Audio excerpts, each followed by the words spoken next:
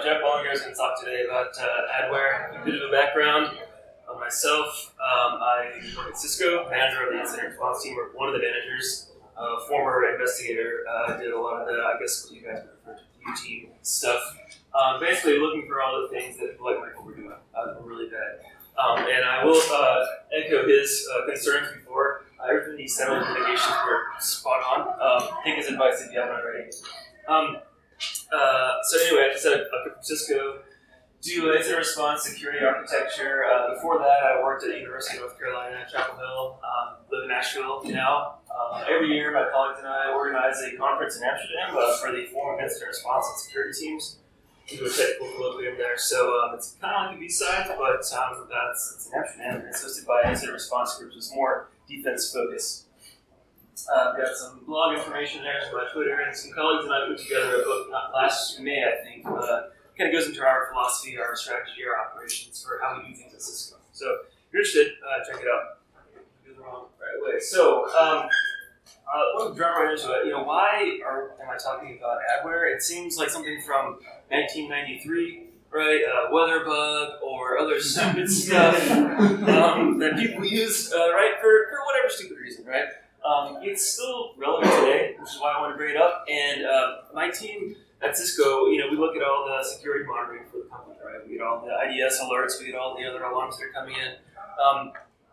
We started noticing that quite a bit of the vendor stuff that's coming in is flagged as Adware, right? We're also seeing, some other issues on the network, like data leakage, right? Things going out that should be internal only, going across the border. So we looked into it a bit more and thought, Adware is pretty huge here. In fact, I'll show some numbers later to give you an idea about that. Maybe we should investigate it and see what the impact really is at Cisco. In case you don't know, Cisco, huge corporation, 120 countries, 140,000 some employees, 140,000 employees. Massive company, right? Stuff all over the world. So we have quite a large footprint to protect. So you can imagine the massive Adware that we saw. So I want to get into a bit about why we're talking about that, what it is, why do people bother to still do it, and then what does it look like at the enterprise? And then I'll save a little bit of time at the end to kind of talk a bit about the solutions, although they're pretty obvious, and in some cases, they're not really that exciting.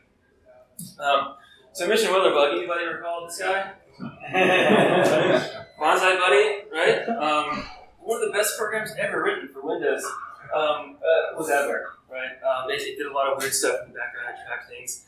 But again, why should you care? There's a lot of reasons why. One, your personal information is at stake, right? If you're giving away your data, whether you choose to or not, that's maybe not okay with you. It all depends on what you feel like.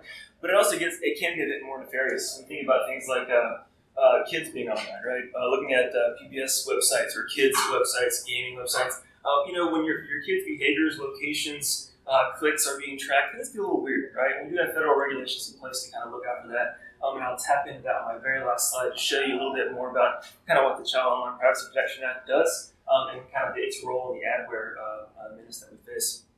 But also, I wanted to mention a point that, everybody's talking about ransomware today, right? That's the sexy thing in malware today. Everything's ransomware. It's because it has ties with the real world, right? People understand what kidnapping is. They understand what ransom is, right? It makes sense to people who aren't even technical, right?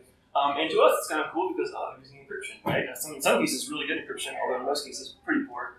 And they're using Bitcoin, they're using all the interesting stuff, and they're holding data hostage. So it is sexy, it is exciting and interesting. Adware is kind of lame, right? It doesn't do that kind of stuff. But I think you'll see, hopefully you'll see by the end of this, that it actually does have a significant impact on the real world as how things are happening today. And I think Adware, from what we've looked at, has a way more massive presence in corporate networks and enterprise networks all around the world, simply because it's just not as it's not as noticeable, right? And it's often backed by legal entities that are not quite the same thing as these ransomware guys. So what is Adware? Again, I don't want to insult everyone's intelligence here. You get the idea, right? Software typically bundled or browser helpers and add-ons. We did a lot of digging. Almost all the Adware that we saw coming into Cisco came from browser helpers, toolbars, and bundled applications. So like stuff from CNET, download.com, SoftPDF. You guys might remember a couple of years ago when Nmap was distributed through SourceForge, and it was bundled with some Adware and a few other ones. We're really pissed off about that, right? So a lot comes from that as well. That makes things a little bit more difficult to detect, right? We're pretty good at finding binaries. Finding plugins and other stuff is a little more challenging. point being is that's the most common methodology we see coming through. What else is adware? What does that mean? Well, it delivers ads. Obviously, that's the ad part of the adware. It interrupts you. It may redirect you. It may pop up things. It may get you to go to affiliate websites for click tracking, click for all that kind of stuff. And then it can do things like monitor what you do, right? Monitor your behavior, and most importantly, your preferences and your patterns, right? Which can tell a lot about you. I think there's a lot of research, and we'll get into it later on, but you can find a lot out about a person, about a couple of things, where they go online, what they do online. So it's interesting. Everything else that's grayed out down here is going to come up later in the other stuff, but I want to kind of differentiate between adware, spyware, and malware. Of course, the hilarious end-user licensing agreement that everyone always reads and the privacy policies, we're going to get some fun on that as well because it is insane. So, here we are. What? Wow. This is my browser. This is real. This is real. All right. I want everyone to make sure you see this, right? Windows Internet Explorer provided by Cisco. This is a real image. Does anyone want to take a guess at where this image might have come from? Windows 2000. Oh, it's XP. No, it's XP. It's XP. It is an XP. Any idea how we got a copy of this image? Anyone? It's your corporate laptop? It's not my laptop. No. Okay. All right. So, Cisco partner, not Cisco partner, a Cisco partner attached to Cisco's network gets laptops provided by Cisco, right? I'll give the right team to show you provided. Said laptop acquires a remote access Trojan. Remote access Trojan takes snapshots and screenshots of the desktop. My team, the investigation team, pulls these screenshots off during our investigation. So thankfully, this is great presentation fodder. I've been using this image for years now, and it's great. Whoever put that rat on there, thank you, because it really helped me get this great image. There's a couple of funny things here that I'll talk about. Number one, this is an actual system that was compromised. How did it get the rat? I wonder if any of this had something to do with it. This was taken from a Spanish-speaking country, so you see a lot of stuff in Spanish. But what really kind of opened my eyes to this problem when we were looking at this thing a couple of years ago was like, people really do this? Like they really install El Termómetro del Amor as their hardware? Why do you need that? And why do people do that? I have a hard time. So seeing that really kind of hit home to me a long time ago, and I think maybe Michael, you might have mentioned it, that the user awareness stuff in InfoSec is important. I agree, it's arguably important, but I also agree it's never going to solve the problem. You're always going to have someone that wants to install one of these ridiculous toolbars, or 5 toolbars, to get what they think they need, right? Where's the room for the web page? Right, exactly, right? Bigger screen. Oh, okay, that's right. Yeah, imagine this is on your phone, right? I mean, that would be insane. So, one of the 2 more things to point out before I move on is number 1, this person has access to SAP, so probably a bad thing, right? Here's their mail, open up right here, and right down here in the corner. I don't know if you guys can see that. Does anyone recognize that trash icon? I'm not a salesperson at all. I don't do any of that stuff. This was my all-time favorite Cisco product, the Cisco Security Agent. Conveniently, it's disabled. Yeah, right next to it. So, what are you going to do, right? So it kept on uninstalling all these toolbars. Right, exactly. My toolbars won't work with my agent installed, right?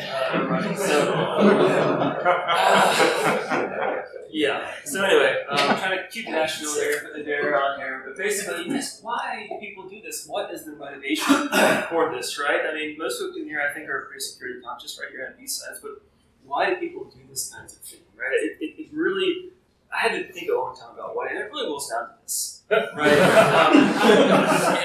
People want to get access to stuff for free, right? And people that don't have the skills to do it like we do, they're going to do all kinds of crazy stuff just to get free things. And so, I'm not going to read all these off here, you guys can read them yourself, but the one that I wanted to, there's a couple that I wanted to highlight on, bypass GeoIP restrictions and watch movies. Keep that in mind as we go through some of these things. That's going to come up again later. So, we had Adware, right? Adware, the thing in the top gray. We have this middle section here, which I'm referring to, that's going to be the spyware. And the bottom is going to be malware, which is the right? So, anybody remember what this is from? Superfish? On Lenovo laptops. Yeah, I don't want to get into details. You can read about that. That was considered spyware, and that was a really big deal, right? A really big deal. But what is spyware, right? Well, we still have the questionable EULA, right? A lot of AV vendors say potentially unwanted PUP, right? Potentially unwanted program or a potentially unwanted application, PUA, I'm quite fine to say. But potentially, as in, maybe you don't want this, maybe you do. I don't know. And then with spyware, of course, you also have, in some cases, in many cases, you actually have a lot of other hooks, right? Like installing root certs, you can put on any software you want in the future without question, bypass UAC, all that stuff. And then, different permissions you can add. And then the big takeaway there for spyware is really this legacy of sensitive identifier. Right? That's where things get a little bit different. The Adware stuff is really just to get ads in front of your face, to get you to click on things, or to get your computer to make you click on things so that click revenue is generated. Spyware goes to the next level of nefariousness, nefariety. Bad stuff, from gooder to badder. We have Adware on one side, here in the middle with spyware, right? And things are getting worse, but they're not quite as bad as they can be. It's not ransomware. At least it's not that. But really, what's the difference? We're kind of getting into that area here. And this is what I want to pause here and talk a bit about what makes spyware unique in that regard, and what makes it a potentially unwanted program, at least as the AV vendors see it, right? So when we look at it from the AV guys, right, we know malware is bad. I think no one would argue with that, right? And those people pay to have software to remove it or install it or unblock it, right? You buy your antivirus subscription for that reason.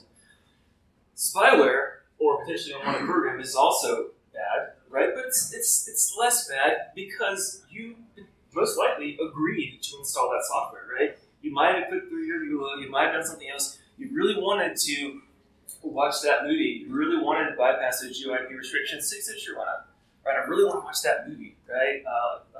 That's the big part right there. So in many cases also, right, the spyware vendors, developers, whatever you want to call them, the software that they're releasing is really not that bad in of itself. It's not really malicious code, right? But it offers a framework and a platform for third-party and fourth-party affiliates to inject stuff that they want into there, right? So it's kind of like ad networks today, right?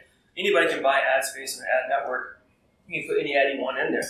That's where a lot of drive-bys come from, of course, right? You can buy your own space and put stuff in there. So the same thing happens with the spyware realm, right? We're folks do the same thing. And then, so the big takeaway here is, therefore, AV companies could potentially be sued by other companies that develop the Adware. So Adware developers, Adware spyware companies can actually could potentially bring legal action against the Symantec's and the McAfee's of the world, right? Because, hey, you're blocking my application, you're defaming it, you're slandering us, you're saying this is bad, this is malicious, and you're blocking it. Our software has a right to exist just like yours does, right? And so what AV vendors have done is they've said, okay, well, let's just call it a PUP, right? It's potentially unwanted. We can't say it's malware. We also can't say it's legitimate, so we're going to give you the option whether you want to block PUPs or not, right? And we'll see some interesting stuff coming up from that in a minute. So then that leads us finally to what is malware. And I think everybody in here should know what malware is, right? Already, it's pretty obvious, right? It's most of these other things up here, of course, minus the EULA, because you're not really studying it. But you can do things like take your data for hostage, right? You can stalk people. You can do some really nasty stuff. We all know what it is, right? We know the difference, and I think that's the big takeaway when I was trying to define in my head what's the difference. Is that it's kind of like pornography, right? You know it when you see it, or obscenity. You know it when you see it. Pornography is obvious. Obscenity, you know it when you see it. And the same thing with malware, right? But this slide here really illustrates kind of the core concept of why I'm talking today. And it's really kind of I like to hear what folks have to say afterwards or whatever, but it's an interesting debate, right? What is the difference between spyware and malware? And should AV companies be forced to block this stuff, right? When you know that there's millions of dollars happening in the back end, right? Through ad revenue, click fraud, all kinds of stuff that's happening. It is an enterprise. Is it a criminal enterprise? Is the lottery a criminal enterprise? I mean, you can make that argument, right? So it's a really weird situation. And I guess what it boils down to is, does the motive make the difference of the installer or the developer? How about the delivery mechanism, right? Did you install it on purpose, or was it foisted onto you by some internet, right? Is there a EULA? Do you care? Does it matter? Did you intentionally install the software or not? That's a big one. And the really cool thing is, it's one of those things, and this is a really weird argument, but, if you're legitimate software, why would you do things like VM evasion or detection, VM detection, right? Or debugger, detection, right? Why would you care if security researchers are looking at your code if you've got nothing to hide, right? Then why bother, right? That's kind of a red flag. Maybe there's opportunities for that. Maybe they forgot it during the dev process. They had it during debugging or whatever. I don't know. Who knows why, right? But the point being is that legitimate software doesn't typically do that, right? And that's really unusual. The way we looked at it in terms of the risk to our organization, and apologies to the colorblind, but the risk to our organization was, look, what are we going to do, right? We know malware's bad, we want to block it, right? We know hacking is bad, we block that as much as we can, and we try to detect it, right? Respond to it. But what about Adware and spyware, right? And so we kind of came up with this idea. My colleague Brandon actually developed this slide, but essentially, or the idea, essentially what you're seeing here is on the right hand side, this teal color, the cyan, is what we call malware, right? This is the malware side. So you see the risk and impact to your organization is really, really high. The badness of the creator, or like the criminal actor or the developer, or whomever else, kind of goes exponentially that way, right? So these are the really bad, and the worst of the worst guys are like right here, right? Then we have the red, right? The red in the middle, and that is the spyware, right? And so that, in some cases, the risk of the org can be really, really high, right? We've seen spyware situations in which people they have a toolbar or they have some browser helper object, and what it does is it logs every URL they go to. So now every URL for our internal intranet, right, is now leaking out to a third-party site. They're developing a structure of what we have. They're looking at content that we have. They might be looking at product defects, software defects that Cisco might have, right? Bugs, anything, right? Code names for projects, whatever else. Secret stuff that we don't want the world to know about, right? It's our business to protect that. Therefore, the risk and the impact of our org is super high when it comes to that. So, are the authors bad? In some cases, it's kind of scaling up a little bit. Maybe they don't think they're doing it bad. I'm just giving click revenue, right? Who knows? And then the yellow one here represents Adware, which still represents somewhat of a risk, but most of it is just people taking advantage of the way the internet works and the way advertising works, right? If you want to put up an ad network, ad software, an ad banner, that's how revenue works on the internet, right? It's totally normal. But there's obviously a scale here, a sliding scale of people doing weird stuff with the Adware as well. So I talked a bit about I mentioned de-innovation. This is an interesting blog. I was doing some research before putting up this talk. Bsides, great, of course. And you look at here, you can see that over here on the side, there's a Splinter search application that people can intentionally install. It does change your search to Yahoo or whatever else, and then basically this application does some interesting stuff. Now, I'll let you read the blog article because they explain it way better than I can. But essentially, this application, the first package installer that you get, it does some checks to see, who's running the application. Are there other things happening? Is there a debugger present? Are things happening that someone could be using to pull this apart? Right? It was fascinating to actually see what these guys talked about. And you also strongly recommend reading Pieter's article here because it does check to see this purports to be a legitimate application, but it does actually check to see if it's being pulled apart. Why would they do that, right? In this particular case, what we ended up doing was time. I'm not sure of the time. Basically, we pulled it apart from the reverse end, right? In being incident responders, we work in the concept of IOCs, right? Indicators of compromise. That's what we do on a daily basis, whether it's host-based, network-based, whatever else we can get, human behavioral-based, that kind of stuff, we'll take it, right? So what we did was we developed a search, looked through our log data, to look to see, okay, let's find some adware. It wasn't hard. We found one. We took the URL, we loaded the URL into the virus total URL search, right? I'm sure some of you may have used that. You get a reply back from the virus total URL. You see that, 5 companies actually detected that this has potentially been adware. So we know some people are actually saying that that's it. So okay, it's pretty typical.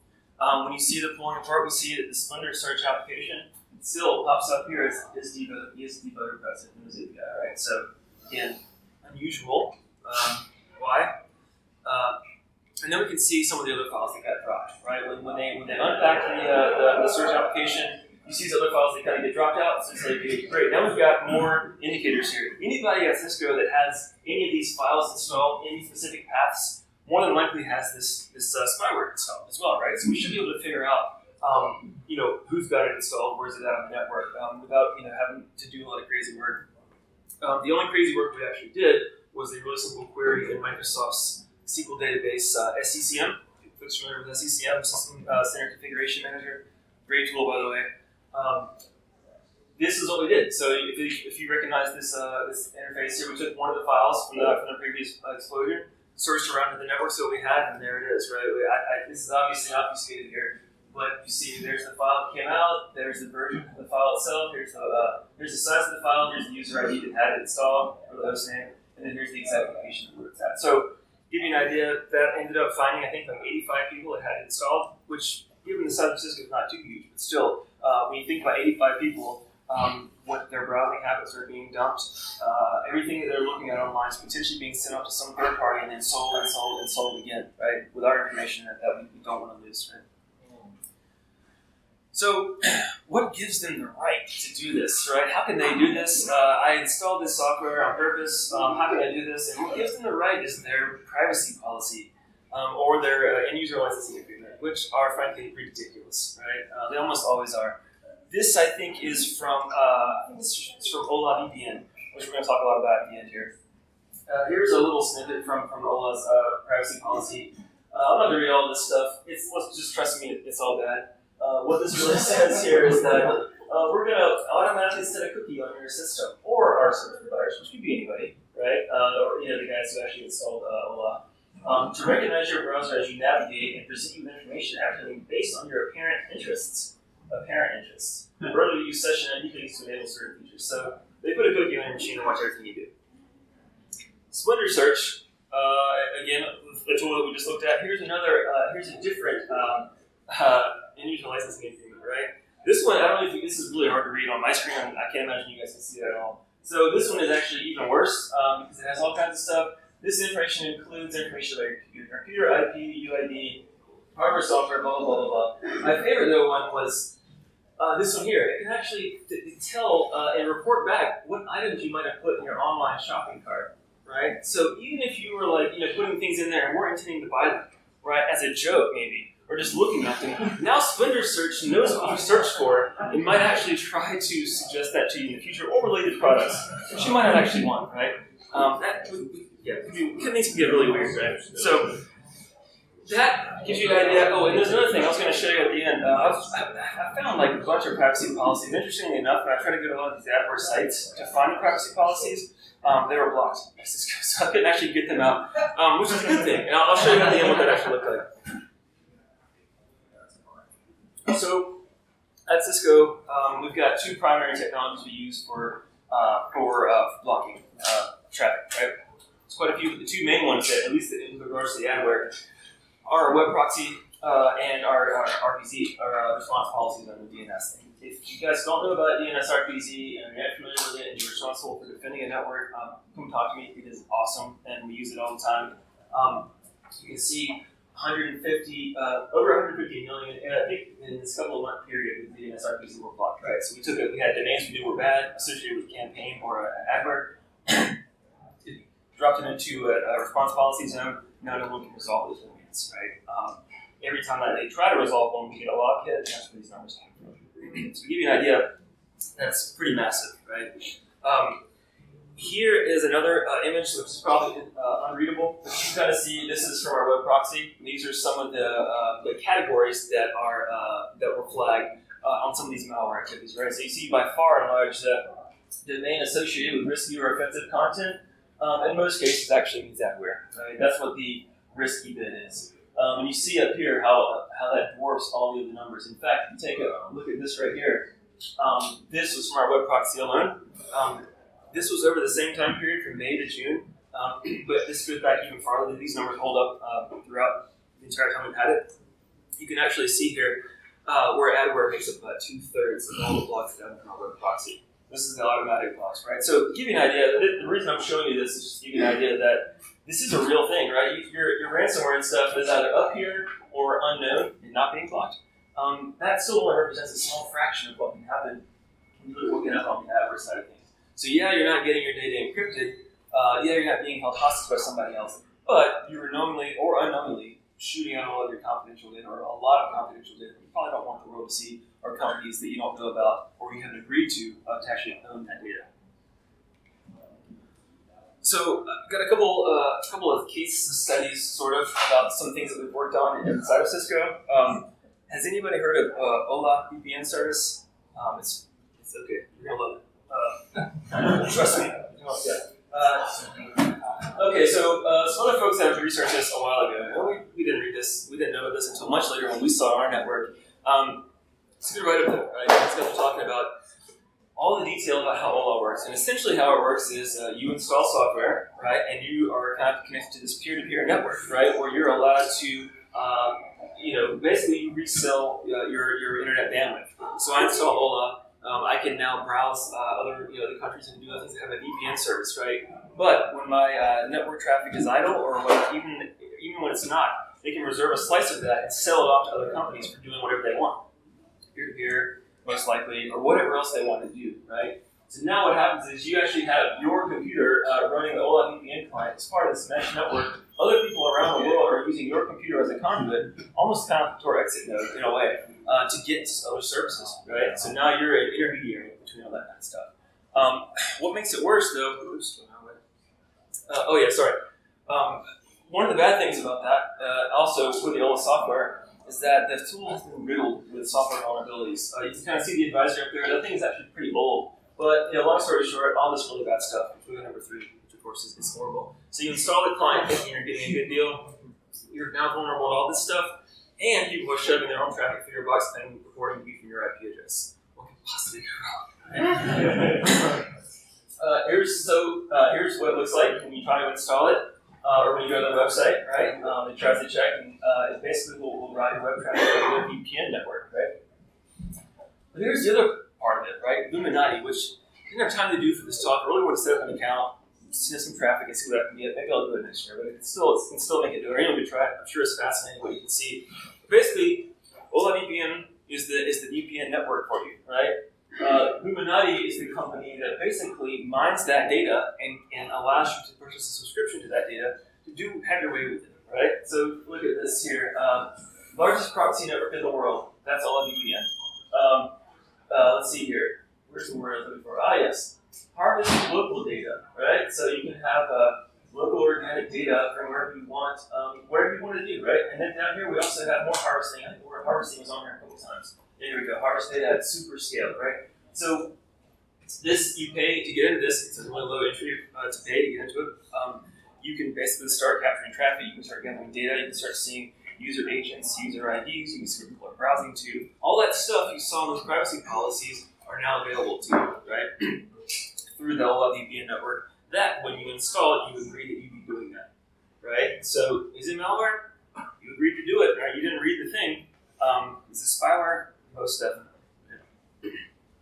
Here's another case study.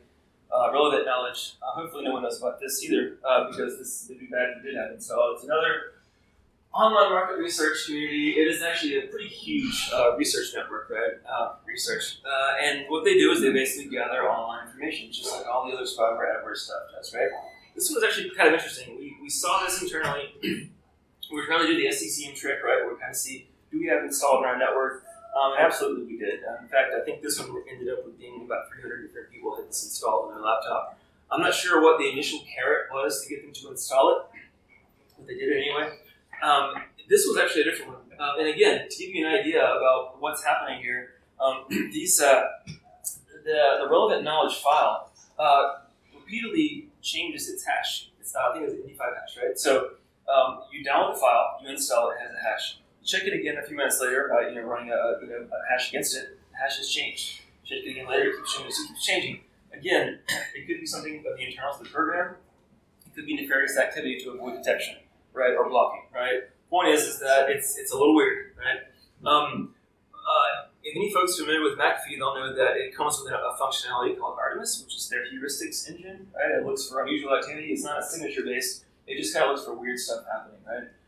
We saw that actually fired, but we also saw that it kept coming back, right? So you see in this particular example here, here's a search by an unnamed search vendor who everybody knows it is, to get an idea of what comes back from relevant knowledge, right? See the relevant knowledge up there, and here's our AD center. And then here you can kind of see here's all the results that come back, and they're all prepended with Artemis, which means that there is no signature built into McAfee to detect this. because it's not malware, right? So why would they have a signature if it's not malware? However, their heuristics engine is lighting it up like crazy. Something weird is happening with all these files, and we want to warn you about it. When you dig a little bit deeper, you can actually see that in this particular case, part of this file, as a result of what the heuristics engine detected, actually flagged as a Trojan. So, on the public face of things, relevant knowledge is a legitimate application. It is a legitimate application that you can install. On the back end, when the heuristic computer brain is thinking it's a bad that's the truth. Right? So again, it kind of illustrates the difference there between what AV companies are allowed to do and what reality dictates, right? Here's another example from a Cisco tool that kind of shows where you see the relevant knowledge service running here. It's a pack executable. It runs on this timeline. It tries to flag up this file, which actually is being blocked, right? But then the service keeps restarting. So the antivirus and all the other application tools aren't deleting the service. They're simply deleting the application. But you can still see how it keeps refiring these new versions each time. Right? It keeps trying, and you can never really clean it off other than wiping it. DNS Unlocker. This is the last case study that I think I have. Yeah. This is one of my favorite cases that I've had in a long, long time. I've been doing incident response at Cisco for 10 years or more now. This is still one of my all-time favorite cases, and this actually happened just a couple of years ago.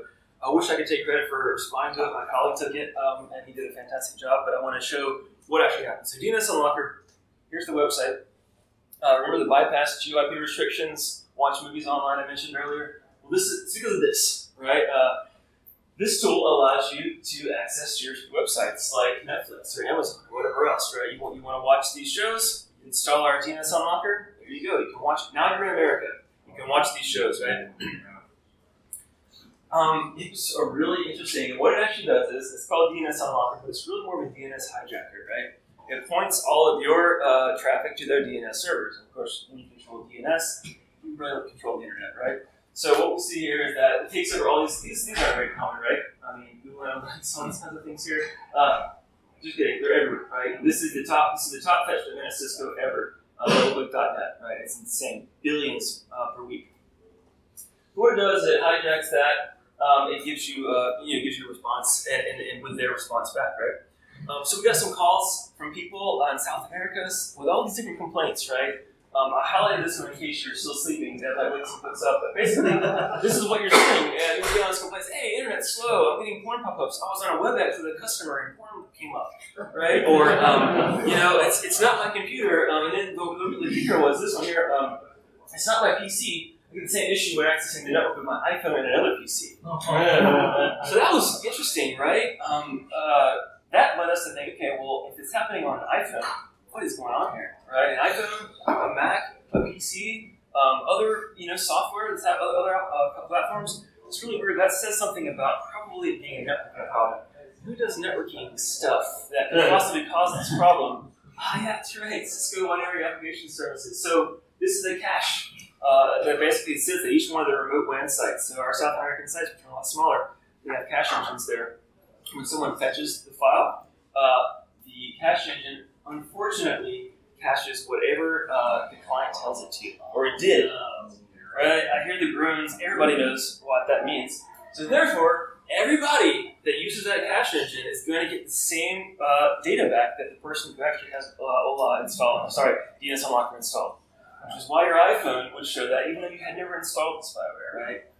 It took quite a while to figure this out, but once we did, it was like, wow, of course that's what it is. You can kind of see down here, here's exactly what happens, right? You're looking at the DNS for this, when you search for Google, through Google, right? You get the actual IP. When you search through a DNS Unlocker, you get their IP, right? Which is makes things weird.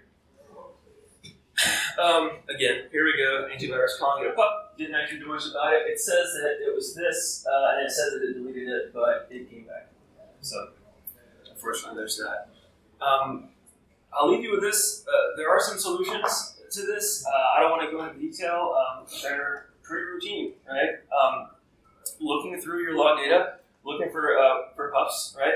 Looking for URLs that you know are internal, going outside your proxy. That would indicate something unusual is happening. And throwing a bunch of domains into a list, into RPZ, and blocking those domains. When you see hits on that, you know you've got a massive adware problem.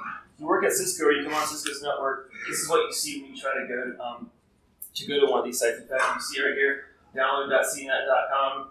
Yeah, we are busy that, because it's just too bad, right? Anyway, I've got a couple more things, but I think I'm out of time. I think we'll call it a day. One thing I wanted to mention at the end was I mentioned the child privacy thing. The other way to combat, I think, Adware that we hopefully take part in is actually through law. You can see here, this is the FTC judgment settlement against was it InMobi. They actually found them guilty of collecting children's tracking information without their permission, and they ended up finding them a judgment for $4 million. So they'd already wasted all their money because they were not really a legitimate company. Only ended up paying about $1 million. But in the end, this I think will be hopefully what kind of slows things down a little bit. Thanks.